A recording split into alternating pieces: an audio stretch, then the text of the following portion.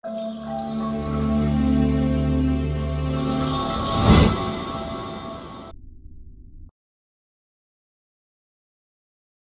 à tous et bienvenue sur cette nouvelle vidéo.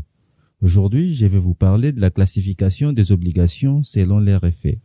Mais avant cela, je vous demande de liker la vidéo pour encourager la production des autres vidéos, de vous abonner à la chaîne et d'activer la cloche de notification pour ne plus manquer nos prochaines vidéos.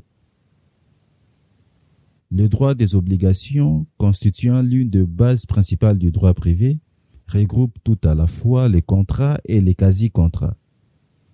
Les contrats ou conventions sont la rencontre de la volonté de deux ou plusieurs personnes en vue de créer des effets juridiques.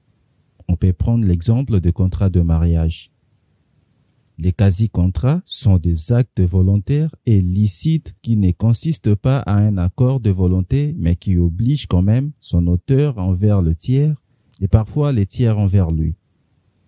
Si par exemple je répare une fuite chez un voisin alors que celui-ci est absent, ce dernier est tenu de rembourser intégralement le frais de cette réparation. Parlons maintenant de classification des obligations selon leurs effets. Dans la classification des obligations selon le fait, on peut citer l'obligation de résultat, l'obligation de moyens et l'obligation de sécurité. L'obligation de résultat.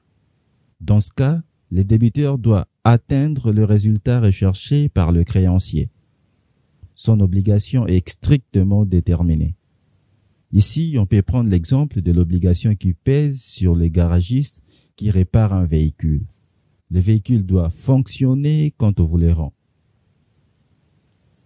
L'obligation de moyens. L'obligation de moyens comprend l'obligation de prudence ou de diligence. Dans ce cas, le débiteur doit tout mettre en œuvre pour parvenir au résultat recherché, mais il n'est pas tenu de l'atteindre. Ici, on peut prendre l'obligation qui pèse sur le médecin face à une maladie grave. Le médecin ne garantit pas la guérison. L'obligation de sécurité. L'obligation de sécurité peut être soit une obligation de sécurité de moyens ou l'obligation de sécurité des résultats. Elle pèse sur le professionnel. Le professionnel est redevable d'une obligation de sécurité des résultats lorsque le client ou le consommateur n'a pas le rôle actif. Ainsi, les restaurateurs doivent servir des aliments sains. L'obligation de sécurité de moyens, c'est lorsque les clients ont une certaine autonomie.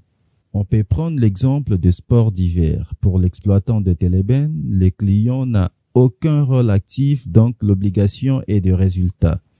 Alors que l'exploitant de télésiège n'a aucune obligation de sécurité moyen car les skieurs ont une certaine autonomie dans les chargements et les déchargements.